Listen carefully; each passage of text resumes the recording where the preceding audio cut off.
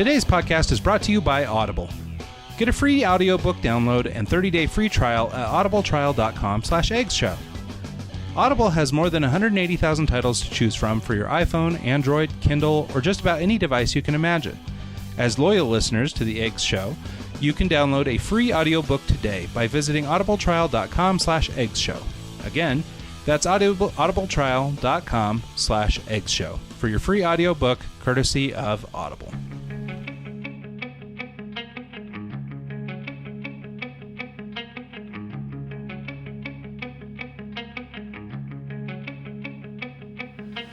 Never thought I'd feel the marks from choices I've made that stopped a heartbeat.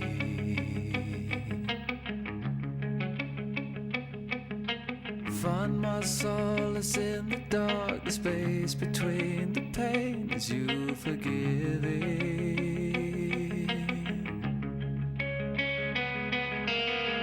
And it kills me every day. I have to say I let you down.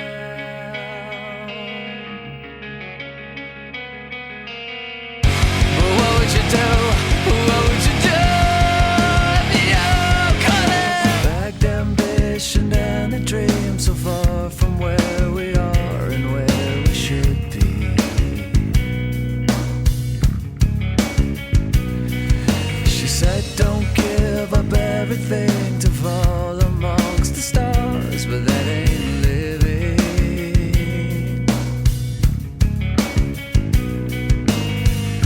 Well, this is my chance to break. Well, this is our chance to break the chain.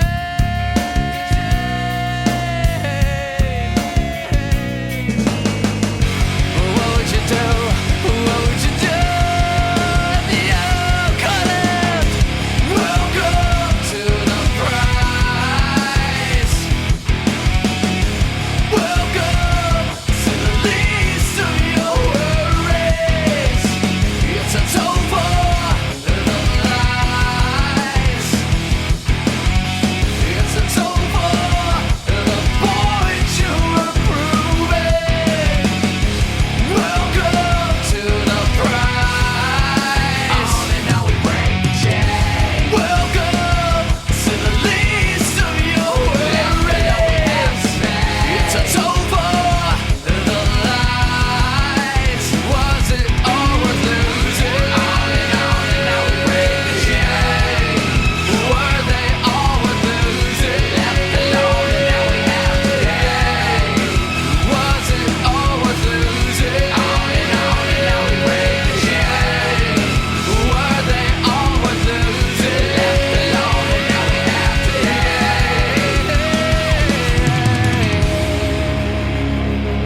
Hey, what's up, guys? On today's episode, we have Curtis, Casey, and Bill. I don't know your last name, Bill. Oh, it's a funny French one. So it's Delrieu. Delrieu. Okay. I know these guys from a long time ago. We go back, I don't know, probably 10, 12 years to Phoenix when we used to do concert promotions. And these guys were in a band called Vayden. And Vayden was one of those bands that just opened a lot of doors in the industry for me, and they were very helpful, and they kind of took me under their wing, actually both me and Ryan back in the day, and got a lot of respect for them, a lot of catching up to do, and it's going to be an awesome episode today. So everyone, welcome Curtis and Bill. Awesome. Yeah, guys. Thank you. Yeah, so stoked to catch you. And it's funny, having you guys here on like sort of our home turf here in Salt Lake. Yeah. As Mike mentioned at the top, we knew these guys from Phoenix. They're a pretty popular band in Phoenix. And now, just recently, we reconnected with Curtis in Marina Del Rey while we were down there. We found out he was living out in California, and then just by random happenstance, he happened to be in Salt Lake with Bill, who was the bass player in the band, and we live in Salt Lake, and so I mean, it's kind of a funny. Yeah, I was like, "How long are you in town? Swing by the studio. Let's make this happen." Yeah, the studio. Yeah. So anyway, really cool. And actually, I mean, I will say that, I mean, when I first was exposed to you guys, you were Simplify, and there were a couple early albums that for me, I mean, really, really good. And actually, it's funny because just as you guys were getting here, like I can sort of, there's a video I shot. It was at the True Underground show, May 20th, something, June 20th, because it was hotter than shit in Phoenix. Right. And I mean, it always is, but Yeah. I mean, I remember it being like 104 when we loaded in and like 114 when we loaded out. Like, I mean, it was death. And so, but I have these fun old videos of you guys performing on like a really early digital camera. It actually had like a little CD-ROM that spun around inside it and it recorded to a Do you CD-ROM. still have those? I think I've got a couple. I'll see if I can find You're gonna them. have to resurrect those. Yeah, but Curtis has pretty sweet stage presence. I don't know how we're doing now in our advanced stages, but back in those days, he had some pretty awesome stage presence. I've got some fun video of him doing some stuff. I'll have to see if I can dig it up. That's So- cool. Break down. So it was Simplify before, and it was spelled Simplfy, right? Yes, exactly. Yeah. Yeah. I'm a big fan. I gotta say. I've got you in my iTunes library. That's awesome. Oh, Yeah.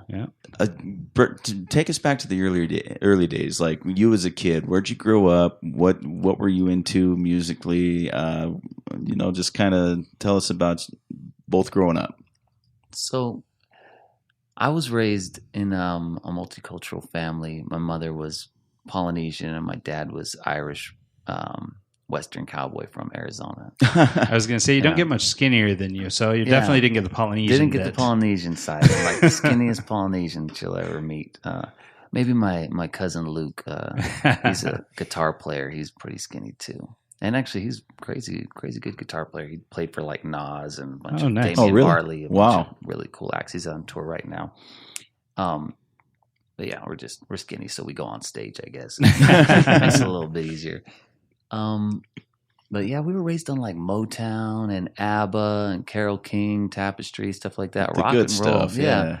rock and roll was kind of against everything, she didn't want us to listen to it. It was so bad that when Saved by the Bell would come on, I'd have to turn down the TV. Serious? Because the Saved by the Bell music was on. I was like, oh, that's rock. My mom's not going to dig that. So It's, I got to ask, were you raised Mormon? I was raised Mormon. I was raised Mormon too. Yeah, absolutely. So I think we have a lot of parallels there with the music. Like I couldn't have certain CDs. I'd have to hide them from my mom. Oh yeah. We'll get into. I have some questions about your lyrics and stuff with Okay. Vayden that I kind of pulled out of that, but we'll get into that later. Right on. So, Bill, what about you? I mean, yeah, and you'd think, right, white guy, Salt Lake City. No, not at all, actually. So I'm from France originally, and about the Mormon thing, when I met Curtis's sister, and this was before the band even was not even exist. I hadn't even met Curtis, but one thing Curtis's sister said, whatever you do, don't become Mormon. I can't marry you. So when we were getting serious, she told me, well, I had no plans on it, so totally fine. So I yeah. remember you telling me the story about how you're like meeting my sister for the first time. You're like, okay, I'm out in front of this big giant, like it's like some cult has a big building. He's talking about the Los Angeles Temple. That's funny. Yeah. But I was always wondering. We never had the conversation. I didn't know, but I kind of knew. I could tell, but I didn't. We never really talked about it, so I was just curious. Yeah. But so growing up Mormon, your musical influence, other than primary songs, like That's I mean, like Motown, ABBA, all that stuff. How did you get into rock? I mean, Vayden was like a hard rock band. Like you guys tore it up. How did we get into rock? It's funny. It's funny you should say that about. I didn't know about whether you're Mormon or not, and we never really had that discussion and stuff. Because I almost always assumed everyone was Mormon. Likewise, because just everyone like- I associated with was always yeah. Mormon. So I was like, yeah, we're all Mormon. We're just different degrees of whatever we're doing right now, But yeah, so I just assumed that you were Mormon, and I assumed you knew I was raised Mormon. I had no and all clue. Stuff. Yeah, Yeah. that's pretty funny. Yeah. We got into rock because, well, actually, Bruce and I, my drummer Bruce, we were into just jamming. Anything we wanted to play. It's like we'd play. He loved flamenco music. He loved all these different styles, and he's one of the rare drummers you'll They can find play that can anything. play anything. Yeah. Yeah. And play it where it sounds authentic, and you're just like, wow, that. He's in a country band right now. Now he's in a country band. Yeah. But he's also he's in like 3 bands right now. He's in a Beastie Yeah. Boys tribute Tribute band. band, He's in just that man can't stop playing, which is awesome. That's why he had the nerve to play with me, because I was just a kid who wanted to be in a band, and I knew I needed a drummer. How did you guys meet? We met through. Do you remember the New Times? The news, the Phoenix, yeah. the newspaper and stuff. There was a Russian musician, who had an ad out, and he was looking for a singer. He played keyboards, and he was a producer, and he was trying to put a band together. And so Bruce and I both answered his ad, and he kind of was very difficult to work with. We both realized, man, this dude, Not gonna work. you're only gonna spend so much time with somebody that you can't really see yourself working with. And he kind of played it like, he told me, Curtis wants to be in a band with me, but he doesn't want to be in a band with you unless I'm in the band, And then he told Bruce the exact opposite, like, Bruce, or he told me, the exact same thing. Bruce wants to be in a band with me, but only. You're not doing the Russian accent? Come on. Yeah, exactly. I don't do Bruce, he wants Bruce to be wants with to be in the me. band with me, but not you. Trust me. Lots of trust me. And I was like, okay. And both Bruce and I were just like, all right, well, we didn't know each other that well. So he went his way, I went my way. And we both kind of kept each other's afterthoughts, because we didn't want to work with the guy who was trying to start the band in the first place. And then a year later, I was just really in a spot where I'm like, man, I really have to start this band. Somebody from Clear Channel was recruiting me to try and be in a boy band. Oh, really? Because they knew I sang and I loved singing. And so they were putting together a boy band in Phoenix, and that was like right when boy bands were popping and stuff. And I'm like, no, I'm sorry, Not I my can't see thing. myself in a boy band. You missed your opportunity, man. Maybe. It's all right. I see everyone doing their thing. I'm like, that's cool. It's just not my thing. And I was like, all right, I don't want to do the boy band, but he was vice president of Clear Channel. I was like, well, do what you do and then come get back to me, And so I was like, all right, I just need to start a band. And I called up Bruce. I knew he taught drum lessons at Milano's, which is a legendary music store in Mesa, Arizona. And you know why, Mike, right? Yeah.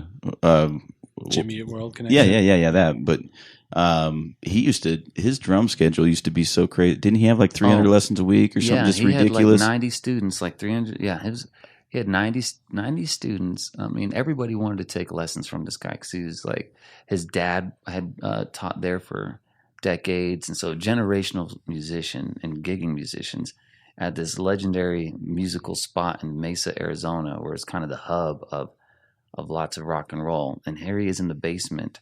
So I just signed up for a lesson one day, waited my Not even wanting to play drums. not even wanting to play drums, but I just knew I'd wait my 3 weeks until I went and got a lesson from him. And then I showed up, and I was like, hey man, I don't want to listen. I just want to but- be honest with you. Yeah, I just want you to wanna drum in my band. Exactly. That's it. And I had 2 pairs of drumsticks, and like, here's a little peace offering or whatever. Here's some new drumsticks. Do you want to be in a band? And then he smiled. He's like, man, I remember you, and I've been thinking about you for the last year or two, because I was like, I don't know if you remember me, but we'd try to do this thing, and I really thought you were like a killer drummer. And so, yeah, then it just clicked from there. We started just jamming when all his students were done. We would jam about, 3 times a week, really trying to find what our sound was. We kept revolving different. So by jamming, I don't remember you playing any instruments. Did you just sing along or beatbox with them, or what? Like, how did you guys jam? I do play guitar. Okay. I just didn't when I was in the band, because we were so focused on our lanes. And I was like, okay, I've got this philosophy about the printer fax copier that, it does all 3, but not any of them very well. And so, like, when we were doing stuff, I really wanted to be individual about what it was we were doing, so I could just focus on hitting that note as a singer, and you could just focus on that. And so that's, a lot of rock bands are like that too. Yeah. And So- I actually like that thought process, because if you're trying to, play the guitar and focus on that and sing, and it could get muddled. And Well, that's that whole jack of all trades thing, right? Exactly. Master of none. Master of And none. So, yeah. And I makes just sense. wanted to be, with a microphone and nothing else, and completely focused on that.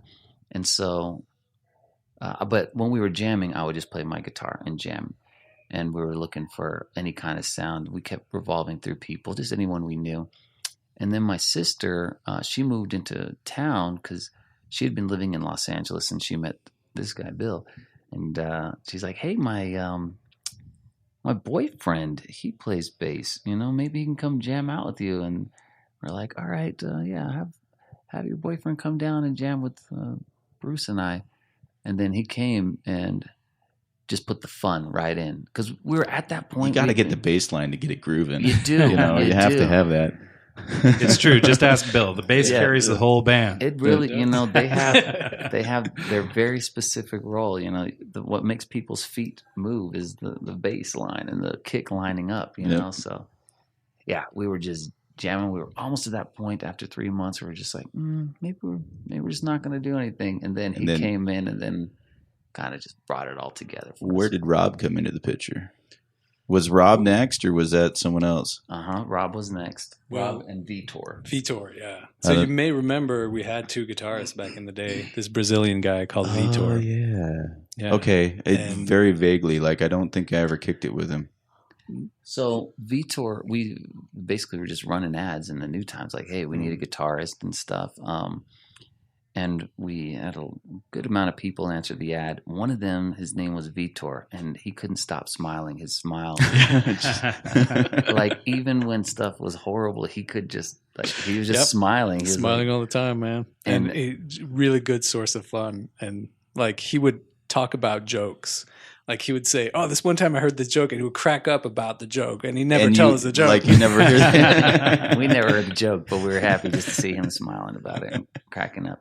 So he was just such a fun, magnetic dude just to be around. And then, and Rob answered the ad of the same night, or very close to.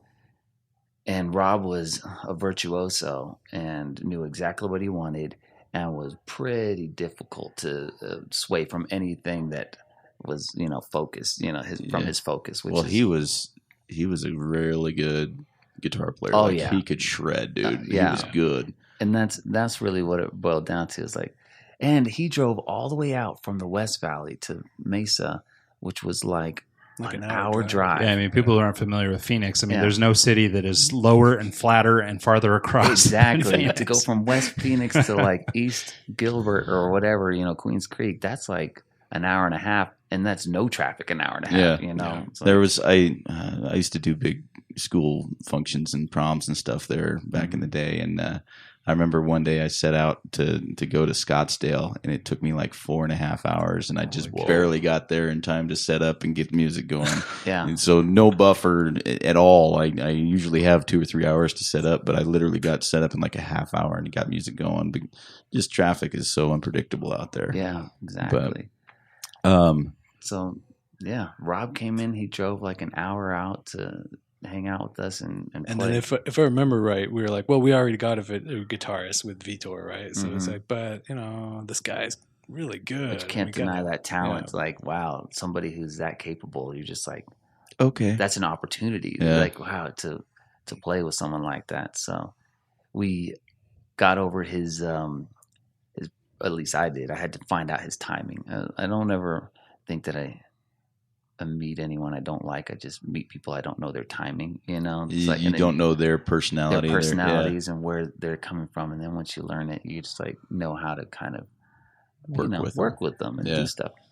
And he's the one who really brought that edgy sound, because I just wanted to sing. I wanted to sing, and I wanted to be in like a real what do you call it? Band where I felt like everyone was playing their instruments and each of us had our own voices. But the direction that we went was kind of open, like we're. Well, I remember you guys did a cover of "Toxic" by Britney Spears that blew my mind. I mean, like, talk about going anywhere. You guys win anywhere. Yeah, that's true. That's true. So this is still fairly early, and I think this is about how long had Simplify been around before you guys switched to Vayden? Because that's about the time frame that I kind of came into the picture. Was last days of Simplify. So what we're talking about was like the end of 2002, early 2003, that time. And by the way, we decided, well, heck, those are great guitarists. Let's be a 5-piece, and that was kind of a gamble too. But anyway, so yeah, it was 2002 or end of 2003. We released that Simplify thing in 2003, that first demo that we did with the Rubik's Cube album, right? I think that was end of 2003. And then, so 2004 we went through that, and then I think we changed the name in 2005. Yep, it was about 2005. So I must about have moved 3 in there years. about We were- 2004. Yeah. It seemed like we were rocking around Simplify for about 2.5, 3 years, just playing and writing and doing Yeah, I all think the it came things. shortly after that May 20th show I was talking about, because it happens to have a Simplify logo on it. Yeah. So it must have been shortly It was thereafter. that green one that was kind of the This one was kind the of 3-line disco-y font, looking. yeah. Yeah, Yeah. that one right there. And yeah, that's when we changed our name and everything like that. The funny thing about Simplify is the only reason we were Simplify and not Simplify is because we couldn't get the domain. Simplify.com was taken. So we're like, oh, just drop the L. we'll drop one letter and now we can have the domain. And that It's was so like, funny though how many people end up choosing names or whatever for that reason. based on what domain they can get. Yeah, It's pretty funny. That's pretty. And then we went to the Vayden thing. And that was probably one. This is like the eggs, the show Eggs. That was probably one of the eggs right there. Is when we Switched to Vayden. when we switched gears to Vayden, because that's when it all got kind of a lot more serious for us. And we were just like, all right, let's do this. Well, I remember specifically the first show that we did with Vayden. I met with you guys probably 4 or 5 times at Starbucks just to discuss, how that. I remember you were giving me shit because I was drinking these sugary, nasty Java chip frappuccinos, and you got this little shot of coffee. And you're like, you gotta try this; it's better for you. And I started trying it. I don't drink the sugary stuff anymore. pretty good. That's good. But yeah, you guys, you ran it like a business, and I thought that it was cool to see you guys do your thing and how you guys, you really went hard in the paint and did it right, which was awesome to watch. Thanks. When you made the switch to Vayden, like in that short little year, it seemed like the heavens opened and just everything kind of started going your way. We were doing the True Underground shows. We were doing like your logo. The guy that did the Da Vinci Code did the logo for you. Yeah. If you guys haven't seen it, just Google Vayden and the logo will pop up. It's like, what's it called? A pen. Ambigram. Ambigram, Yeah. I remember when we did your CD release, we took the lighting that was gobo sick, and we yeah. projected it on the far wall and had there it was spinning. the It was logo. it was pretty cool. Good times. But, Yeah.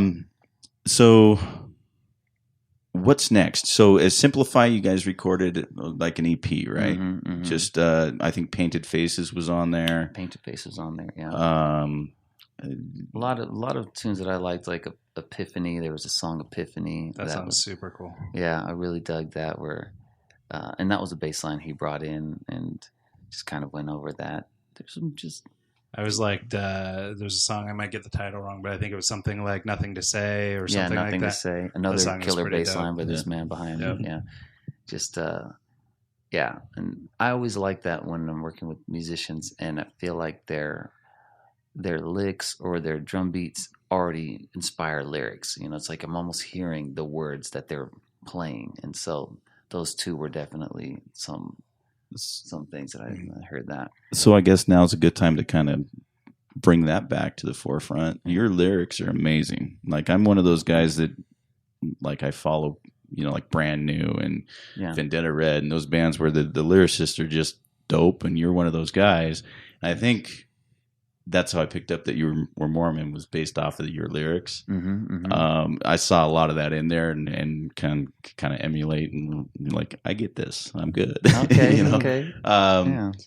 Did you carry a notepad around and write lyrics down? Were you always like a poet kind of guy, or is it just something that was part of your? Yeah, I definitely always write poetry. Like it's, my phone is just filled with tons of notes of just different poems and stuff that you go through. And yeah, lyrics have always been something I gravitated towards too, because, that's where the story comes in. That's where, you're really our communication with somebody. And the notes are like the emotion, and then the lyric is like the content of why you're having those emotions and stuff. So yeah, I do. I write a lot. I still do write a lot. I think that's something that I would have a hard time with. I got a lot that I feel like I'd like to say, but actually putting it on paper, I think is just a whole nother level of, yeah. Yeah, that's why sometimes you just have to pick up an instrument and you play that, because you can't really. I'm not good with words at all. Yeah, and I couldn't write anything. So hats off to you. But one thing that is interesting, you were talking about the True Underground time and how we were running that as a business, and at the time, yeah, we were all super involved in well, that. your wife was super involved in that. Exactly. She was the band manager, right? Oh yeah, Yeah. pretty much. She was coming up with the T-shirt ideas and putting those shows together, calling all the bands. Mhm. Yeah, I remember there was an image she did. Maybe it was for the poster or something for that, of Ali standing over like a guitar or something. He had like a guitar hanging on him or Oh, something. it was Ali in the Punch Out. He had knocked the dude out, and then you put the guitar over it, and that was the first True Underground thing. Oh yeah. Yeah. That seems very much hers and Bill's style. They like to, and I always like that about you too, Bill. Like you would always hijack, like very monumentous things and put us right in the middle. Like that. I remember a Starbucks flyer you made for Simplify, and it was straight Starbucks, but Simplify and all that stuff. Yeah, before Banksy was hijacking people's stuff. That's right, the Bill original Delrieu Banksy. was doing it. Bill. Yeah, had a lot of What'd you fun do with to that. your arm, by the way? Oh man, this is the least rock and roll story. Yeah, of Bill the is sitting world. here. He's got his arm all wrapped up. It looks like Yeah. a soft cast or something.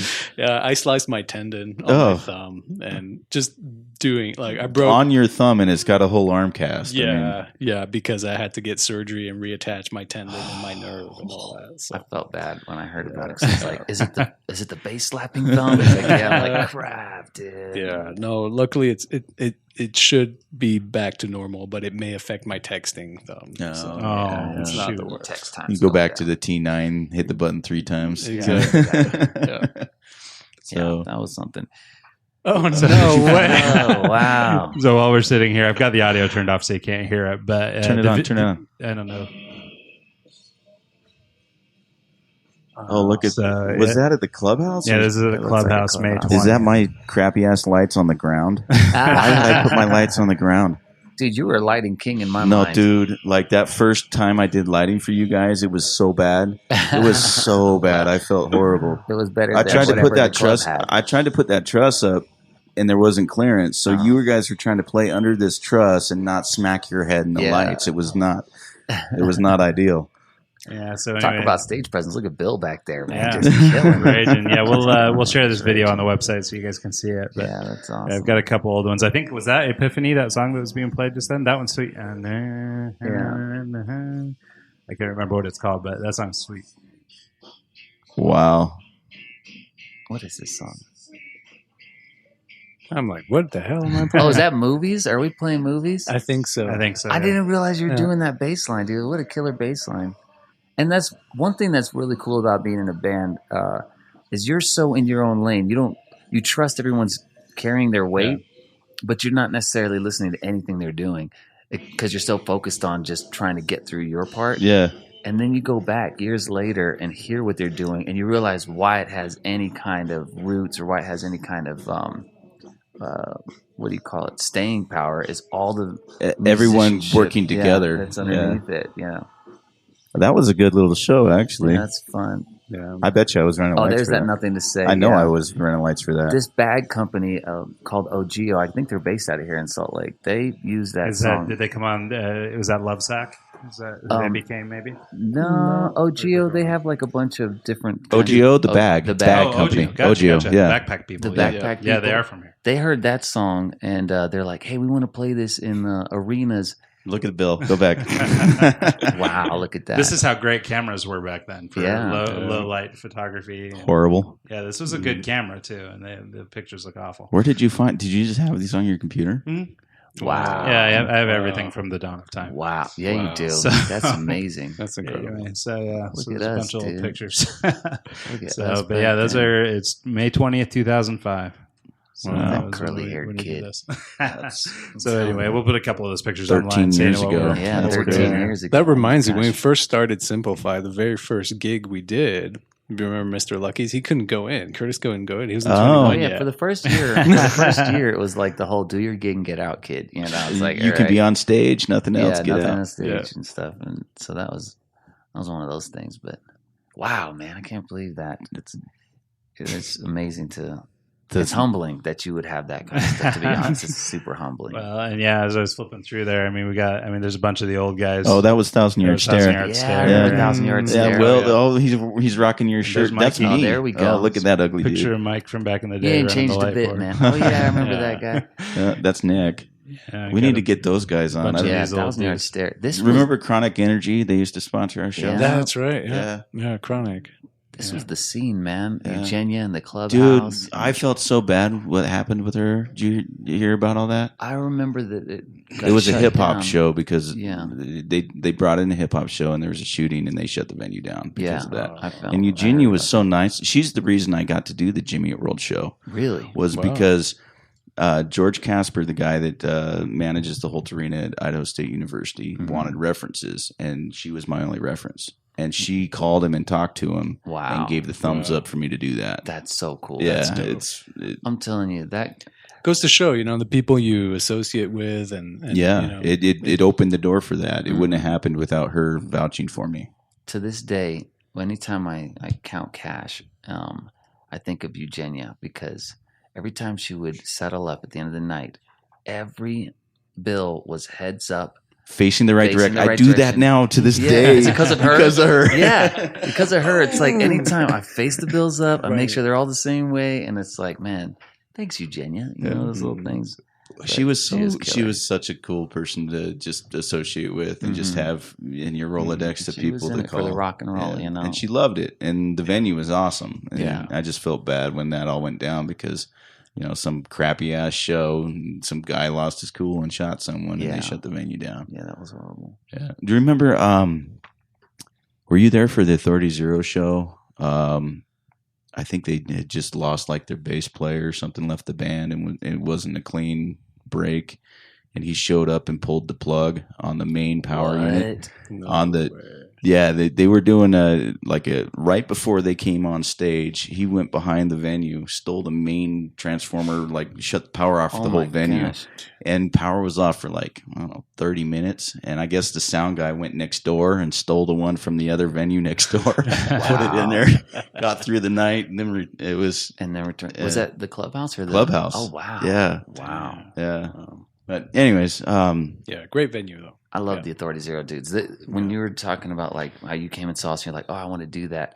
That was like when I was fresh out of high school and I was in Phoenix, and I saw an Authority Zero show, and I'm like, "Dude, yeah, Yes. that's what I want to do." and they did it right. They Yeah. rocked. They were a good band. yeah, Their drummer's pretty cool too. He's killer. Yeah. He's got that cool T-shirt design. At least I remember him. I doing some remember. really I think he killer- had like a mohawk or something. Oh, I there we remember. go. Oh man, true underground music. Okay, I want to Oh, talk yeah. about this actually because All right, I let's- feel let's bad talk about about this. Why? I feel like you didn't really want to put that CD out, and part of it has to do with. Oh, this is just a flyer. Is this the CD art? flyer? Mm-hmm. Okay, Oh, Mink Rebellion. I remember them. dude, I remember all I'm the still in bands. touch with David. With David. Yeah, Hubbard. Yeah. I saw Bobby just a few years ago. Actually, he was playing through with another band. The Oh, guy who really? used to sing for Yeah, them. Bobby. Can't remember what it is like Violet Wild, I think was the, Yeah, the Violet last band I Wild, yeah, remember. they were- So, but I think it was a couple guys from Mink Rebellion, and they were doing kind of a country rock kind of something. There's one of their guitarists, Ryan. Ryan, I forget his last name. He's always making me laugh, man. Like I'm with him on the social networking, and his poster's just funny as heck. Anyways, remember the CD we put out with that? Yeah. I feel like we kind of screwed you on that, and not intentionally. Like we had talked about it, and then me and Ryan just went and did it. Right. And then the day of the show comes up, and we got to pay for these CDs, and now it's coming out of the door.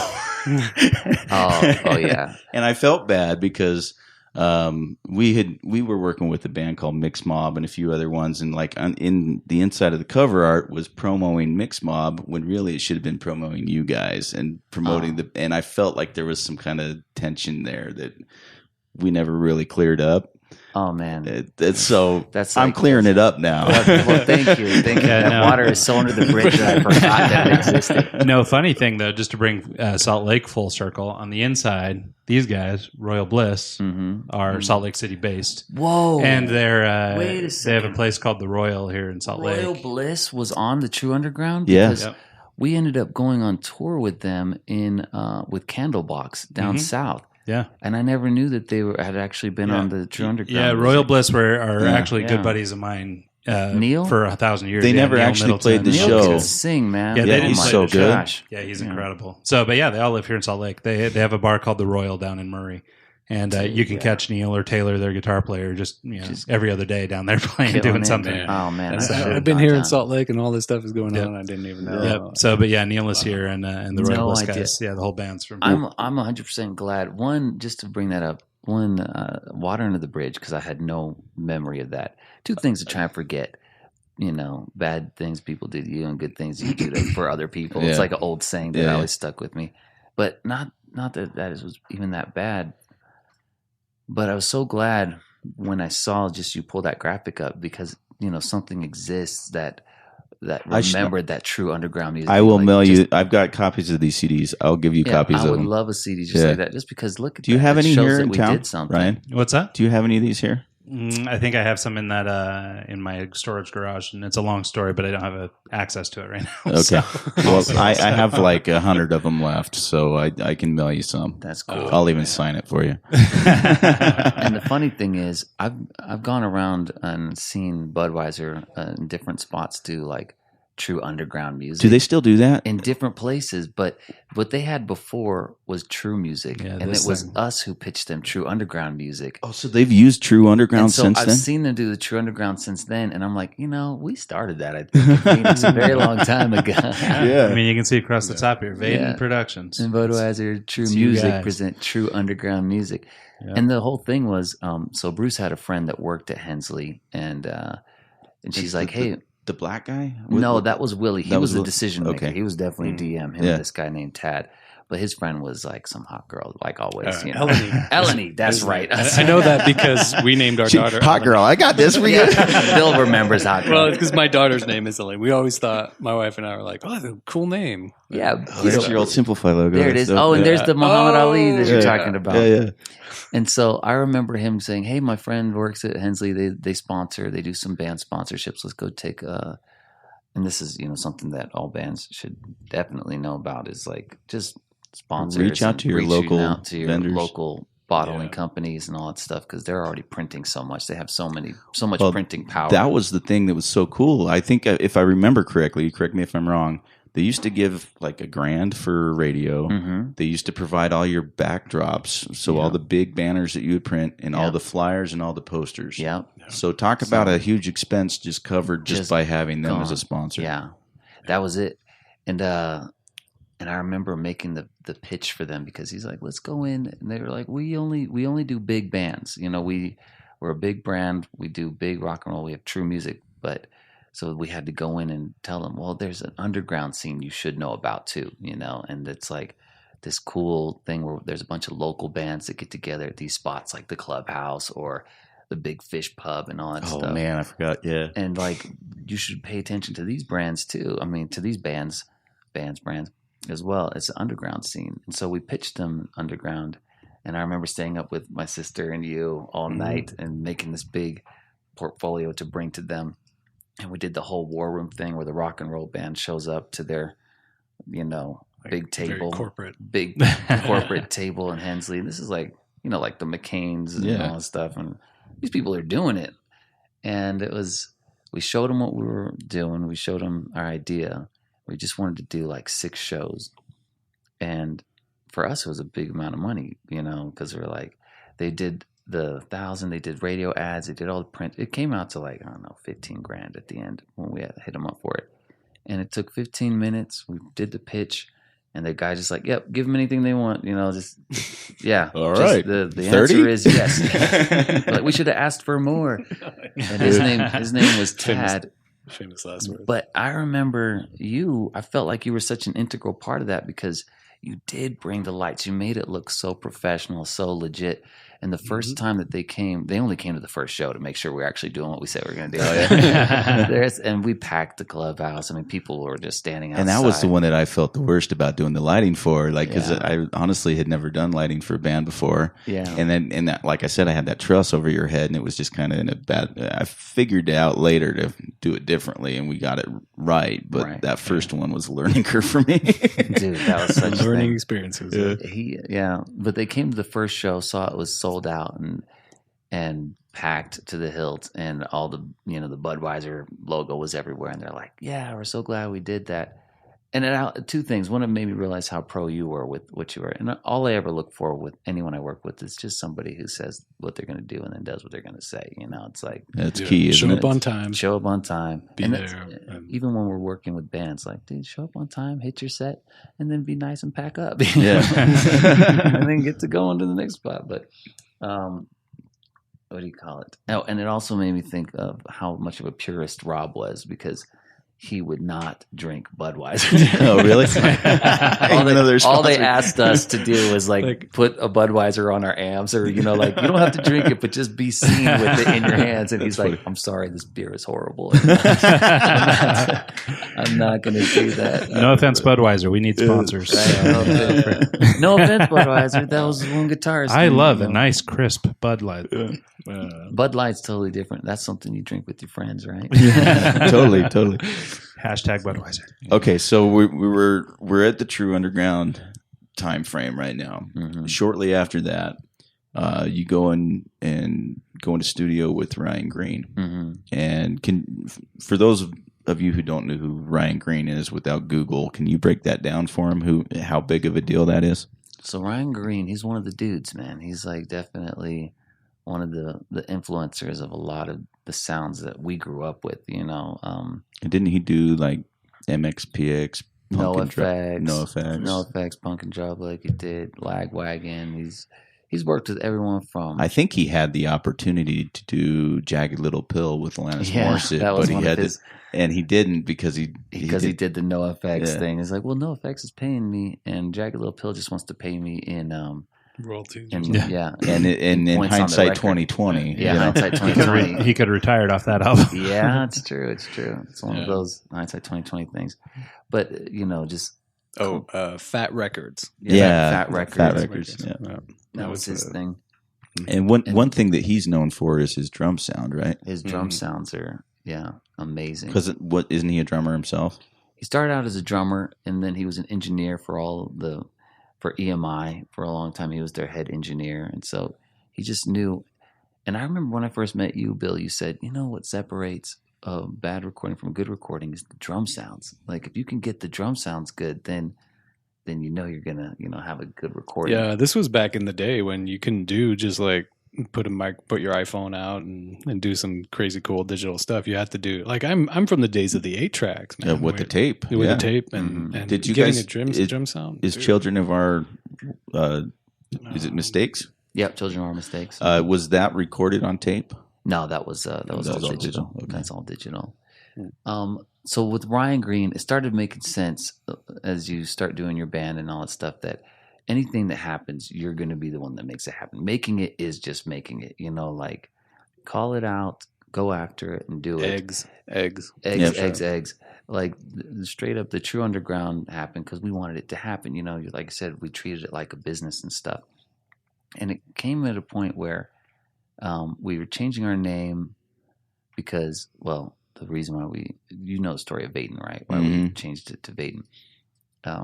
First time I ever met Bruce, Vayden was still alive, his son, and I was like, man, I love that name. What does it mean? And he's like, it means knowledgeable in some Hindu dialect. And so I was like, wow, that's cool. And we're still looking for band names. I'm like, I want to call this band Vayden? And he's like, nah, it's my son's name. I don't want to do that. Yeah. And I was like, I don't know, bro. It's a killer name. It's like we're gonna end up calling ourselves Simplify without an I because we didn't get the domain. And so when that whole thing happened, and that tragedy happened with him and his mother,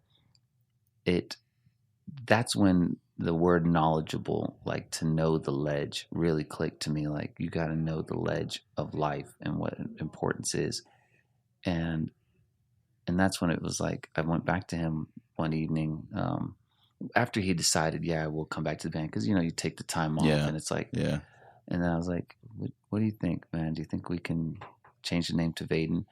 And he's like, you know what? I was wondering if you were going to ask that, and I thought about it, and that would be something I could see doing. And the whole mission, and I think you're only ever as good as your purpose is. Like you can only ever master something as good as what your purpose for mastering that is. And that's not mine. That's like some internet video I saw about that. And our purpose was just to kind of go out there and be like, nothing's promised, people. Come on. Nothing's promised. You got to go out there and just get it and live your life. Yeah. And actually, my oldest son, his middle name is Vayden. Oh, because my oldest son was born just a few hours after that accident happened. So. It was so strange how it happened. Yeah. He passed away and then your son was born. And so we were in that frame of like, all right, we need to make this happen. And that's when Ryan came in to play and stuff. We had already kind of known about him, but we also knew that he was like a big deal, and we were a local band and here's this big deal. And could we work with him? Could we not? But after that, we're like, no, if we're going to do something, let's do it. Let's do it.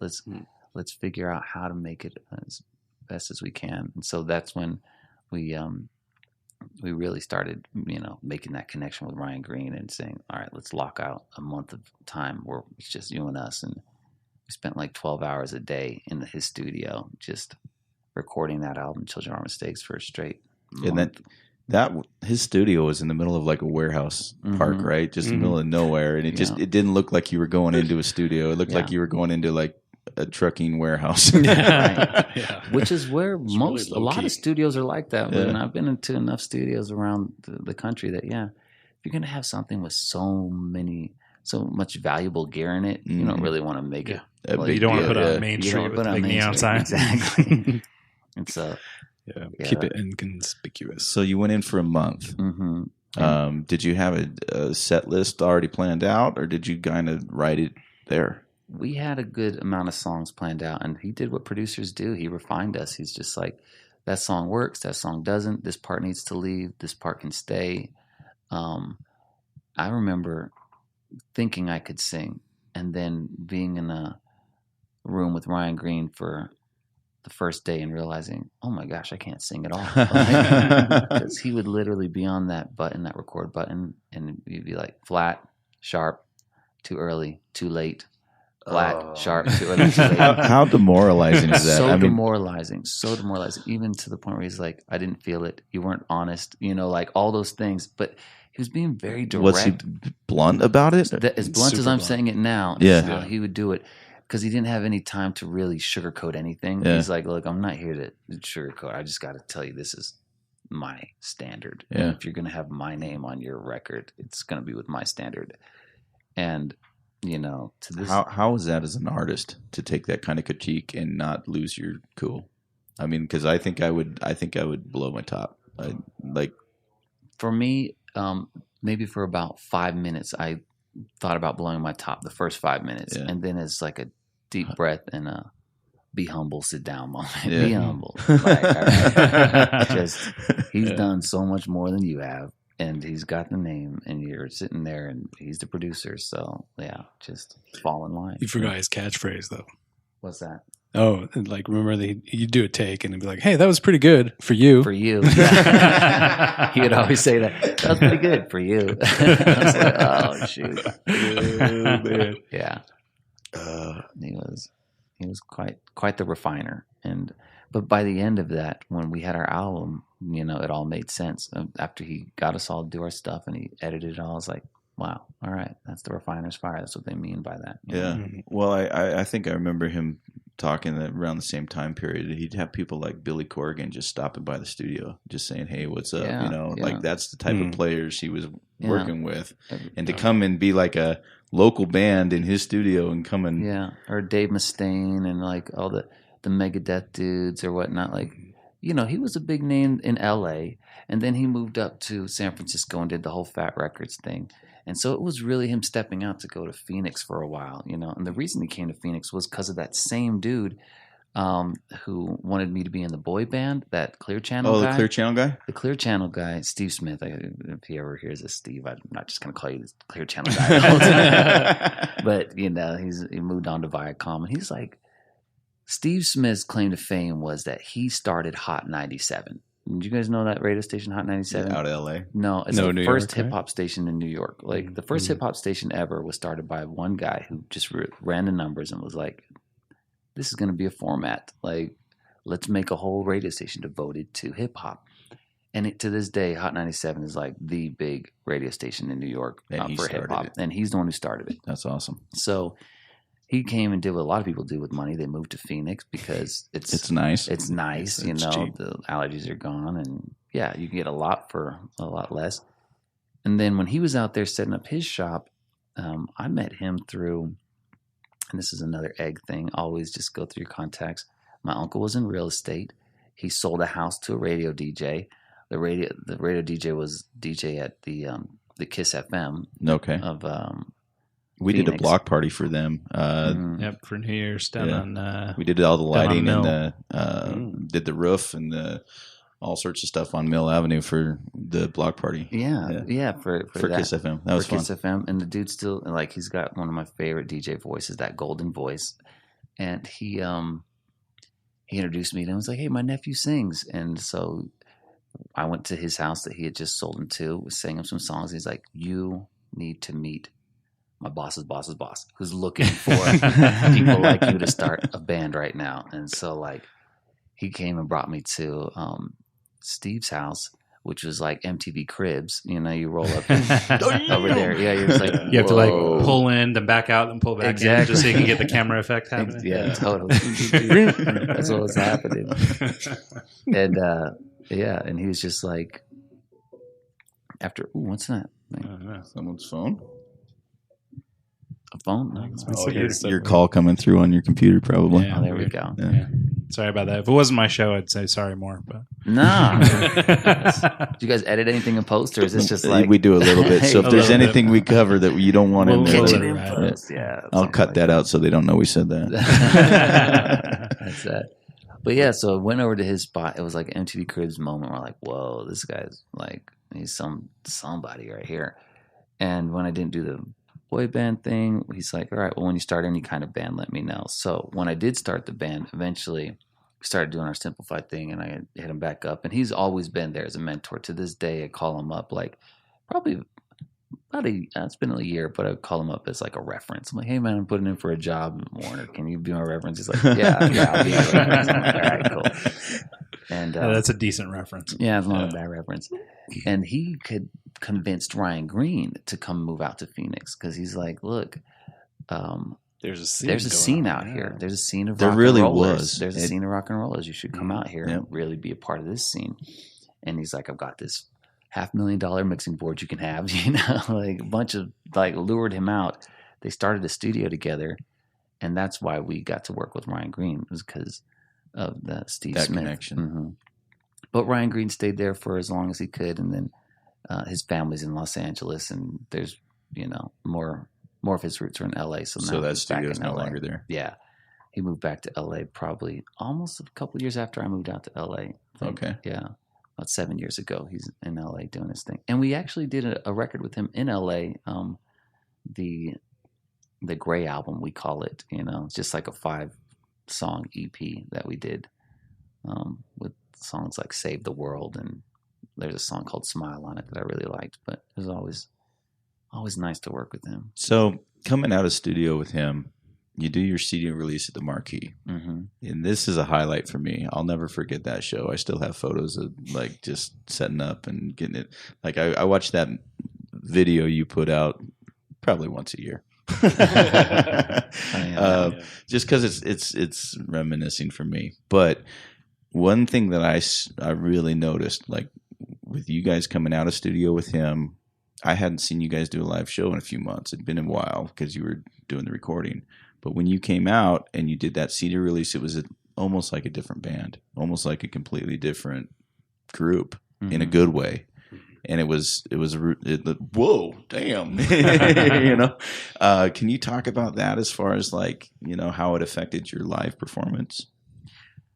I think one, being in that refiner's fire, you know, it's definitely going to come out different because you made a record, and the whole concept of a record is that you're trying to make something that's going to last longer than you, you know, and so once you do that, and then you actually listen to it, and you feel like, well, I think this may have longer legs than me, you know, I think you did it. Then you perform and you raise to that level of like, yeah, you know, as long as I can, you know, I will just try and present this convincingly. And all of us had that drive. Plus the whole thing about Vayden, what had happened. And you're only as good as your purpose. Our purpose was to get out there and just, you know, build a monument. And that was we actually wrote that down, was we're going to build monuments through music. And the first monument that we're going to build is for Vayden, you know. Okay. And then, so yeah, that was the whole psyche behind that show of just coming out and like, this is something, and we did it. And the funny thing about that show is the whole lighting scheme with the 4 towers, you know, we had been to, oh man. Because you were specific. You were like, I want it like this. Yeah. Okay. Bruce and I had a pretty cool like working method. We would go scout things out and just decide, yep, we like that, we like that, we like that. Let's go do that, you know? Yeah. And so we had been to a marquee show with Seven Dust, and Seven Dust had like a 3-tower thing, and we're like, oh, we like those lighting towers, you know, and they killed it and stuff. And so we'll one up. Yeah, what if we had 4 though? 4 towers, exactly. Well, there was 4 of us, so we figured a tower each. Like, yeah. And so we're like, we'll do 4 towers, and then it's weird because you visualize something, you see it, and then you make it happen. You know, you guys look like great manifestors in front of me. You guys have done that in your own lives, like visualizing and then making stuff happen. Well, thank you. And so, yeah, that show, coming out there and seeing those again, Mike, with your lights. If anybody ever needs a lighting guy, you won't be disappointed. And it's funny, you know, I mean, it is circling back because we have sort of already covered it. But I mean, those shows in Phoenix, I mean, you know, because we worked with a lot of bands, and Mike actually worked a lot more. I would fly back and forth as often as I could, but I was living in Idaho at the time. Mm-hmm. And so Mike was doing a lot of these shows, but we worked with a lot of like the well-known bands of that era in Phoenix. Like 30 Seconds to Mars, and didn't you guys do that? We did. I think we did one for them. No, you went and opened for them. We opened for them. Yeah, and I didn't do lighting for that. But there was a band from the UK that like New Politics, or like a big band from there, and I did lighting for them, and then realized how big they were. Yeah, like they were huge, and the fact that I did lighting for them was kind of cool to put on my resume. Yeah, totally. But it all stems back to you opening the door and giving me a place to do it. Oh man, you know, and so thank you for doing that. Yeah. Well, and the point that I guess I was trying to make was that the whole purpose of the thing that Mike and I were doing in that period was to try and elevate the game and try and make, you know, go from local shows and grow the local shows and make them a better scene. Mm-hmm. And so Mike had this vision for lights and sound. And actually he and I met because I was touring with Mixed Mob and Cottonmouth Kings. Mm-hmm. And he was doing, or the venue in Pocatello needed some extra lights, and somehow they knew Mike's name or whatever and called him in for extra gear. And this was like, I had like, yeah, I mean, that was like, and we met at that show. Like that was the first time we ever met. Yeah. Right. And so, but it was, you know, sort of light centric. But that show is what sparked me to want to be in the industry. Yeah. Because I went and did that. I'm like, oh, this is cool. And then I started trying to just mobile DJ, party DJ, club DJ, that kind of guy. Mm-hmm. So I tried to use my equipment to promote like a youth dance kind of thing. The whole Mormon thing here in Provo. Yeah. Like I was trying to do like, you know, do one of those, and just wasn't working that well. And I didn't last in Salt Lake for very long. So I headed down to Phoenix. And the first thing I did is go to a show with my cousin, and he's like, you got to check these guys out. And it was you. Oh, wow. And I literally went from there, from doing that show with Ryan to trying to do 2 on my own that flopped horribly. Mm-hmm. going and meeting with my cousin, and then it was like, you know, heavens opened and here's Simplify, and now I got my foot in the door, and it's seriously like you guys opened a lot of door in the Phoenix market just for me, so thank you. That's awesome. Yeah. Man. And for us, I just always knew you as a dude who like came through. Real and bar. Did I what you forgot said. about the real. Oh yeah, the real bar. Was that the Bar, one yeah. we were thinking about, or like we did? Yeah. That was the one that was a divey little trash bar that was like Formerly Simplified. For those, That was in 2006. So see, yeah, the transition happened between May and January. So that's so cool. Yeah. Oh, look, and MySpace is still on there. Yeah. Do you remember running the bots? Oh yeah, We did the I'm bots. pretty sure I crashed MySpace, or was very integral in the crashing of all MySpace. right, check this out. I don't know how well it'll come across. I'm sitting here because, you know, obviously Mike knows these guys a little better than I do. So I'm just fiddling while I'm sitting here and listening and loving catching up on this stuff. But I happen to have just archives of old stuff. So this is kind of a fun thing. And we're putting it on the TV. So if you're wondering what the hell's going on, it's This is a legit studio we're in right now. I mean, they got this big flat screen TV mixed board. There's 2 laptops. It's pretty awesome. What is? Oh, this was the This was the ad for the Edge. for That's the right. May 20th Yeah, show. I remember. And that's I remember getting this email and thinking it was so freaking cool. Hey, look, we got a radio ad. true, right? Yeah. Oh yeah. Yeah, this radio ads and hearing yourself on.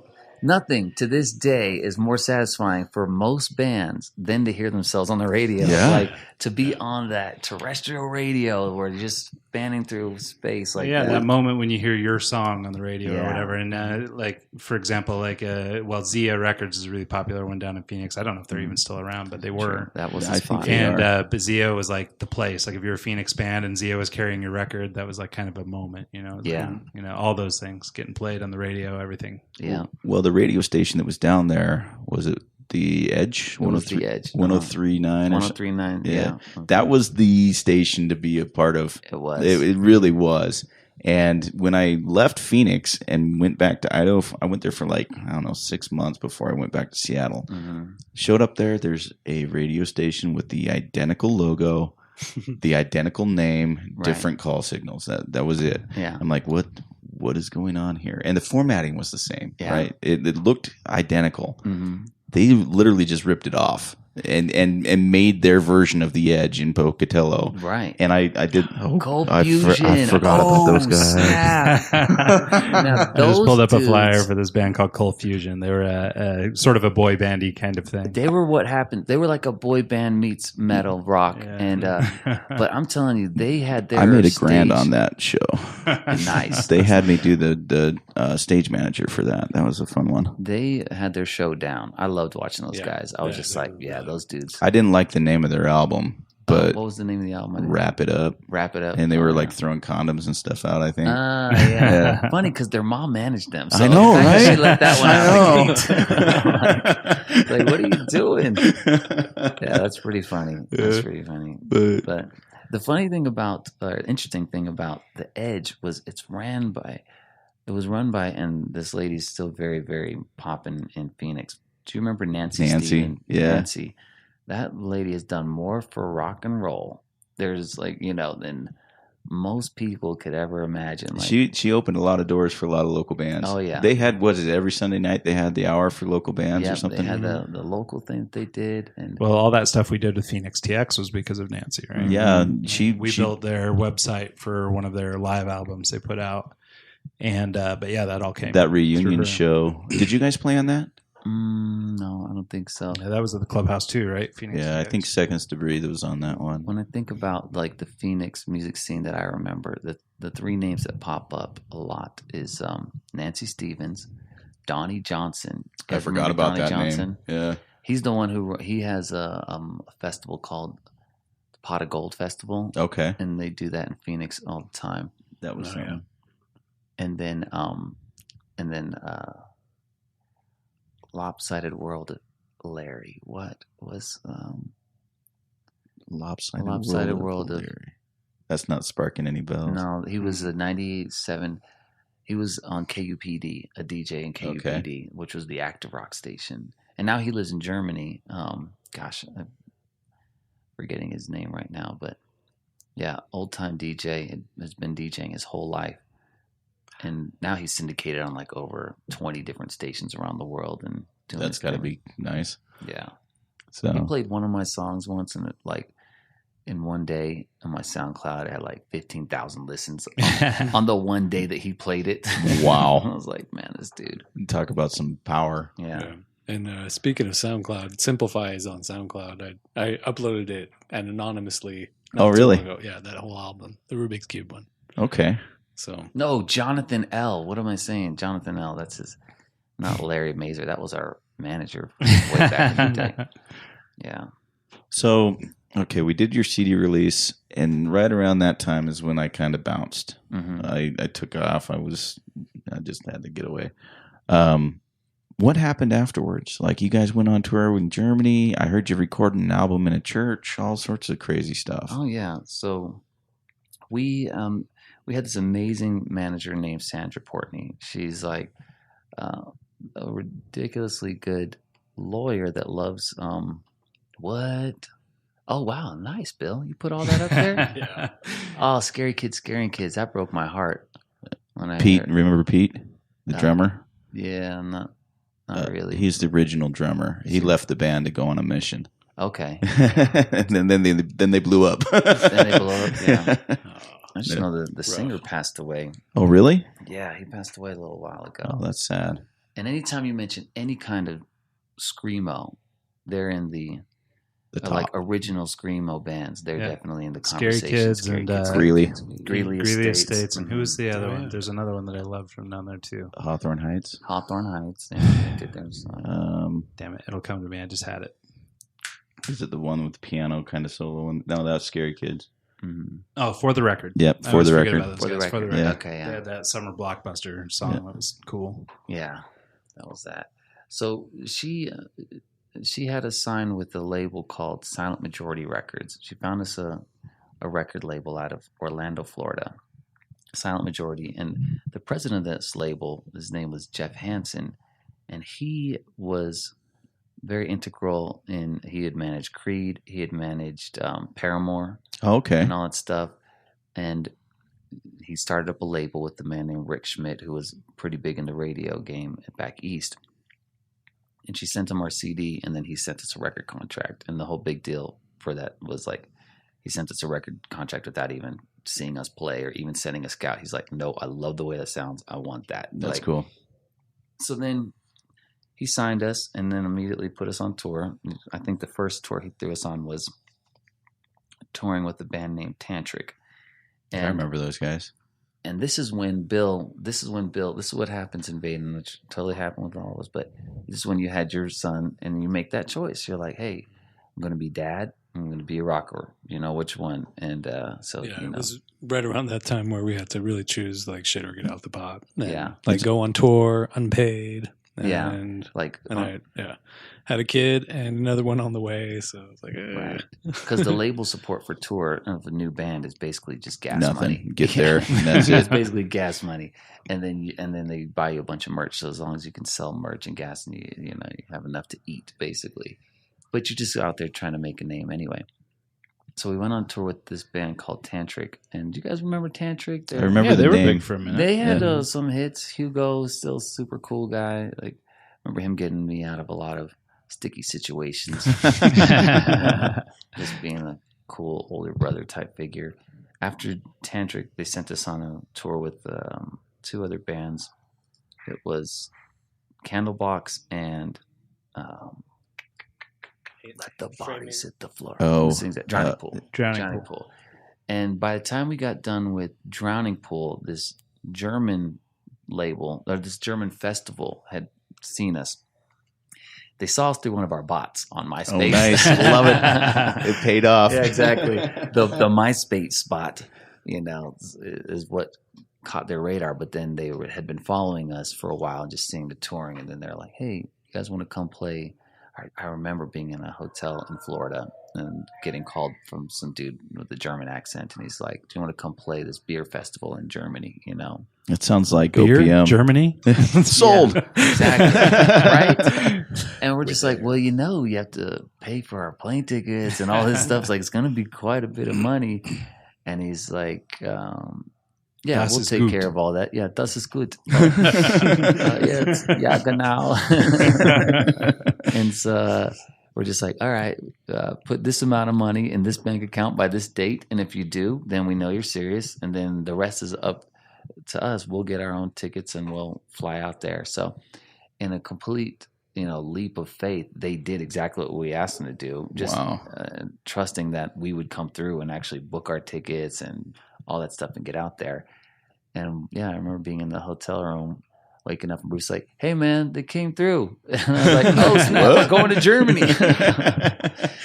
And so the first year out there, they just started us off headlining their festival, and it was a good sized festival. Like 5,500 people were there the first night that we Damn. were playing, and That's like going, Edge Fest kind of almost. yeah, like, almost like an Edge Fest and stuff. It was just like, it was good. And it was a 3-day festival, and they had us headlining 2 of the 3 nights that we were there, and then playing little sporadic shows. I think they had us play like 5 times in 3 days in their little festival.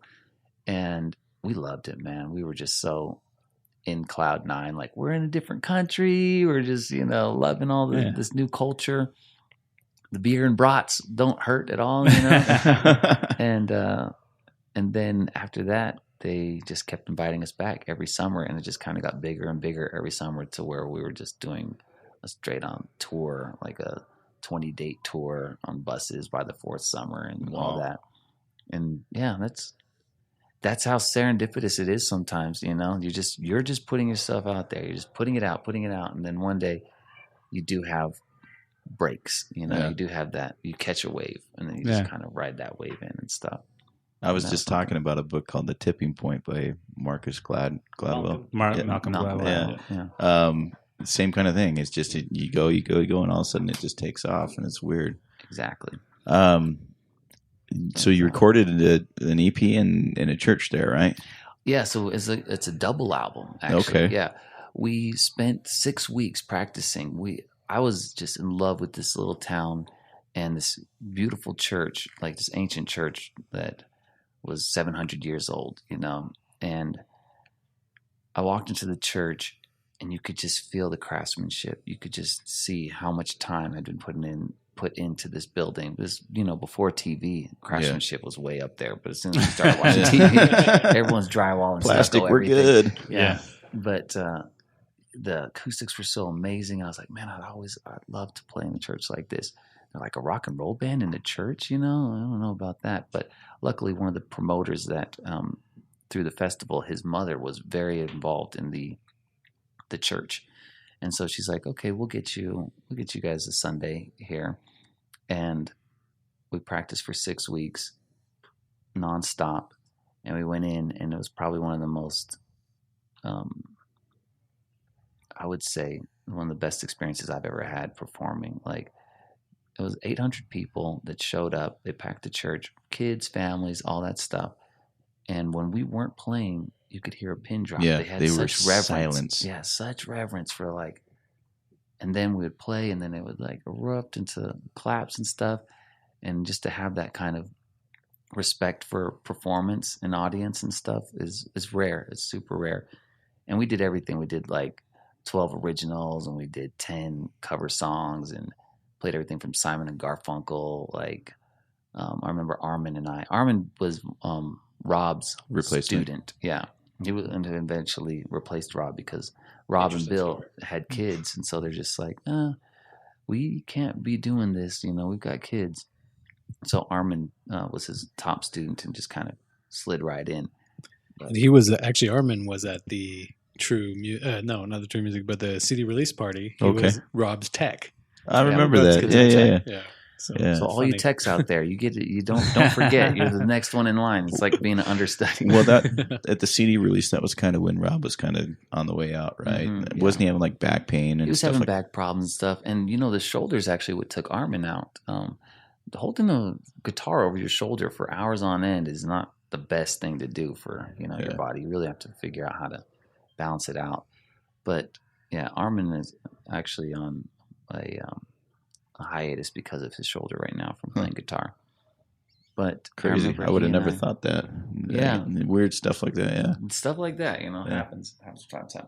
I just remember he and I practiced Sound of Silence for 3 weeks straight, and then it's such a cool song to be able to sing all the way through with somebody who knows it all the way through, and yeah, spiritual. It's like a real spiritual experience.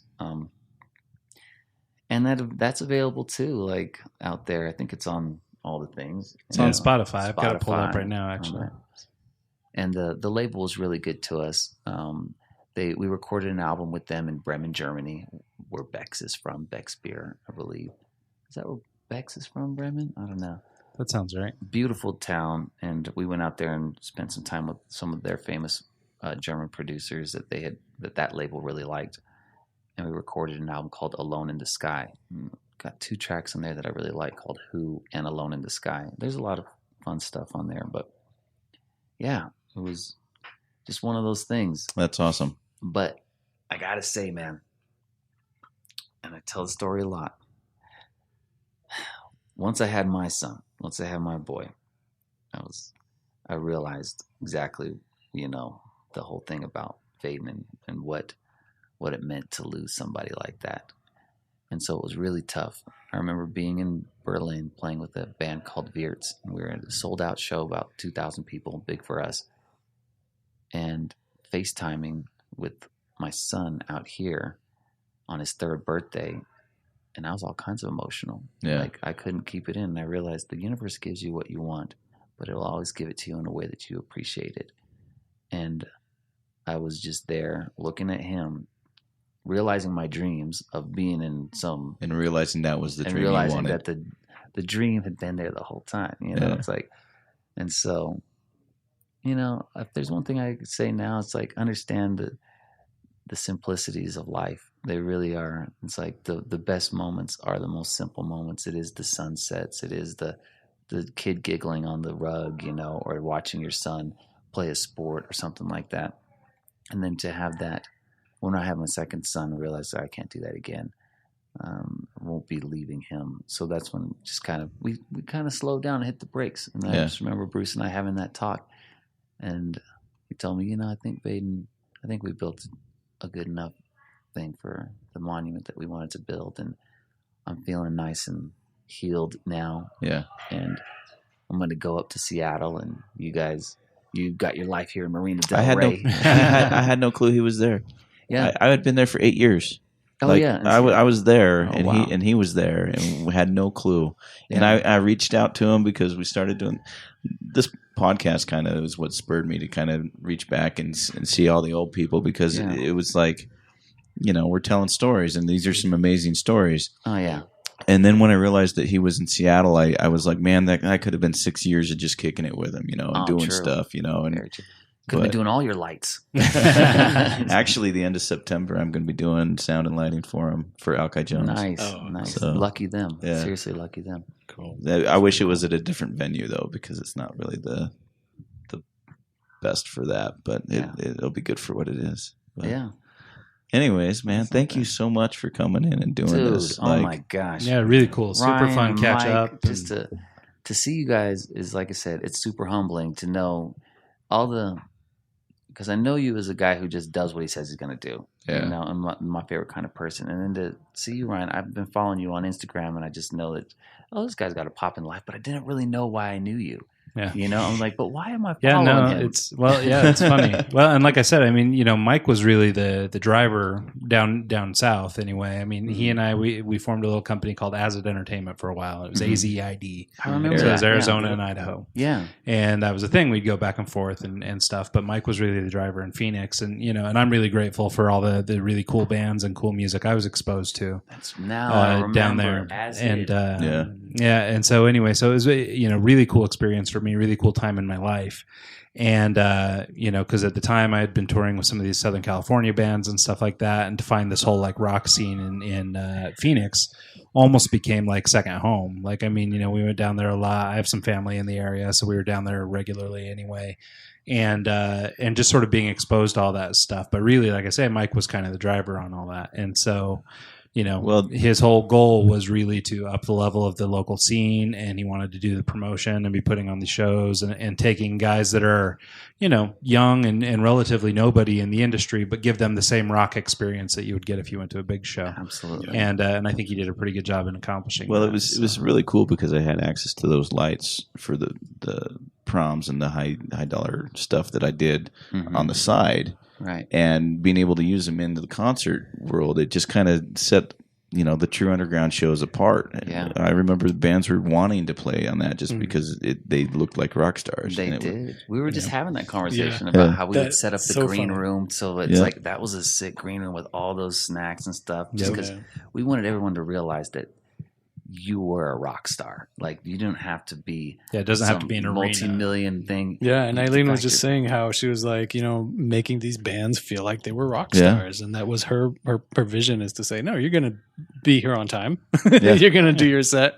And she managed it like to the T. Oh, like she was like the had stage manager. Yeah. I remember she'd sit out there and she'd check. Who are you here to see? Vayden, check. Who are you here to see? Even to this day, you should see their house. It's a really sick house, and it's the same thing with her. She's like, ding, ding, ding, ding. She never stopped managing us in a way. But just, I would like to just say thank you, Ryan, and thank you, Mike and Azid Entertainment, from all those years ago, putting us on the map, keeping us on the map. Keeping us It goes in both the ways conversation. because, like I said earlier, like you opened the door for me in the scene. I might have had some lights and access to stuff, but I wouldn't have had access to get on the stage with them without you guys. So yeah, that was super cool of you guys. yeah. And I gotta, since this is recording, that some people might hear, I have to say thank you to my sister and your wife Eileen. Yeah. Thank you to my wife Caress for just letting me go up and be a rock absolute star. Yeah. ridiculous person on stage. So what's next? Are you trying to do music still, or are you just kind of taking a hiatus and just doing your thing, being a dad? It's funny. I kind of feel like I'm riding off into the sunset because right now most of my time is spent riding horses in state parks. Okay. Like I just kind of take care of horses, and and if you guys come out to Marina Del Rey, come visit me. For sure. I go. It's going to happen. I You cruise know that, around the right? spot, a couple different spots like Griffith Park and Will Rogers Park, and I'm a guy on a horse that just like shows you the city, and then it's funny. I see the Mormon Temple all the time, and I'm on a. That's funny. I have a friend that actually went on a horse thing out in Griffith Park. I wonder if he went on your Probably. deal. 'Cause, There's Yeah, only a I few saw of it us on that do it. Instagram or whatever. So I wonder if that was it. But that was my, and I still play like a weekly show right underneath the Hollywood sign at this ranch, and it's this barbecue. And Neil from Royal Bliss, if you're ever in LA and you hear this, please contact me because I've always thought about your voice underneath the Hollywood sign. But it's Dude, just like, we'll put it together. Yeah. Right? I'm not sure. I think they're in Vegas this weekend. They played Vamps down in Vegas. nice, so cool. But I think, but they all live here, this base. Oh man, So that'd be something. So that's what I do now. And I want to put you in touch with Johnny. I don't know why, but I always like after I left there and knew you were in town. I think you two would gel. yeah, Johnny from Opiate, Yeah, from OPM. OPM, Yeah. OPM. Okay, yeah. Yeah, he's got M&O Studios there in Marina Del Rey. Just and, right up the street from you. Yeah, it's Yeah. just down the block, and it's really cool. And he's starting to slow down on music too, and he's opening a brewery, and so he's sort of stepping out of that. But like he's one of those guys that his whole life's been in the business. He records and produces now, and he runs a few bands now, and It's so but he'd be a great guy to. I just think connect that you guys would click. I just Nice. after talking with him and even now I'm just like, yeah, they need to meet. That's awesome. So- I have sat behind the studio console and kind of find myself on the coaching end now. Yeah. There's this band called Here's to Now that they play regularly in LA that I've produced their record, and they're killer kids. They're just, they know what they're doing. They know what they want. And I'm excited to see them grow as well. So That's just that, awesome. riding off into the sunset. Yeah. literally and figuratively. Yeah, exactly. Well, Cool. I guess All right. that's Well, yeah. it. Any parting shots? Anything else? Bill? Yeah, I don't know if there's any plugs, anything. Look up the old Simplify stuff on SoundCloud Yeah. under some anonymous account. The old Vayden stuff, all that Yeah. stuff. Hopefully we left enough there that some people will find it. We can have our white stallions. It's there. It's Yep. there. And you can find Vayden easy enough on Spotify and most places. and it's just like it sounds, Vayden. And so be sure to check them out. And really, like, if you do go back and you listen to that Children of Our Mistakes album, if like that's where you start, that's a good place to start. I mean, the old stuff is really great, but Painted Faces is on there, and a few other ones is on there, so you'll get a little bit of both. But but there's something about the rawness of the old stuff I like. But this album was so refined and so perfect. And I mean, if like we'd mentioned about Bruce being such a meticulous drummer, and your other guy being such a meticulous guitar player, and all that stuff. Like, I mean, the musicianship in this album is, top notch. So it's definitely worth a listen, even though it's a couple years old now, and it's definitely worth checking out. What were you going to say? Oh man, I was just gonna say shout out to Idaho for the Total Eclipse. I drove up for that. Oh really? Yeah, that's like 20 minutes from my house. Oh dude, I was so enthralled. I did the 12-hour drive up there. I was like, what? And it was worth every hour I spent on the road. What the sad part is? What's that? I slept through it. Yeah, that's so sad. That's so sad. I just want to say real quick, this whole thing has been full circle, just like really serendipitous, because that's good. We only know Curtis just said, hey, there's some tickets, we're gonna come up. Like he called us like literally a week ago or something, and you're like, hey, we're gonna come up to visit. It's like, oh cool, okay. And then we talked about this old stuff, and now we're doing this thing, and it's just like coming completely full circle. It's funny how the universe works, right? Right. Oh yeah. So cool. Well, with that, you can find the show, eggscast.com. We'll have all the links and everything in the show notes. We'll share a couple of those videos and stuff that we interrupted the show to watch, and we'll share some of just that fun old stuff. So with that, everybody have an awesome week, and we'll see you next time. All right on.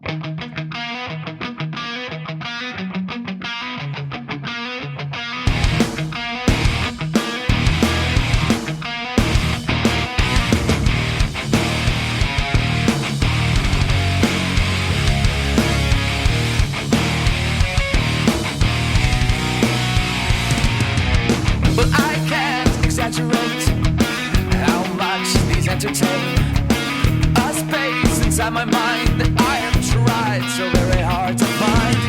Now it's hard to comprehend just where this head has been.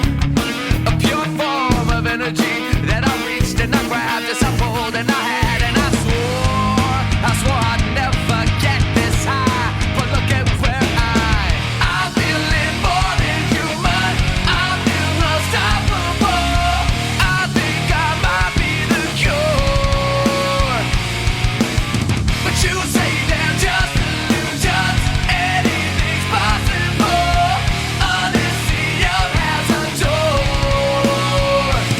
Yeah, that's all so unexplainable. I know I don't ever want to.